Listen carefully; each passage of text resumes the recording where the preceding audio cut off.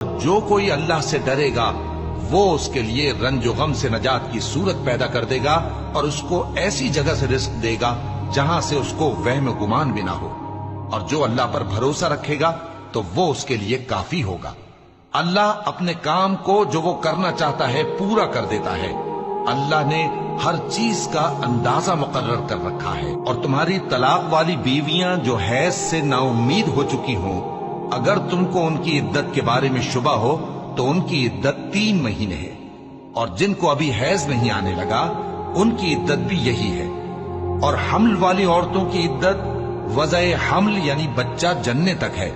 اور جو اللہ سے ڈرے گا اللہ اس کے کام میں سہولت پیدا کر دے گا۔ یہ اللہ کا حکم ہے جو اس نے تم پر نازل کیا ہے، اور جو اللہ سے ڈرے گا وہ اس سے اس کے گناہ دور کر دے گا اور اسے اجر عظیم بخشے گا۔ طلاق والی عورتوں کو ایام عدت میں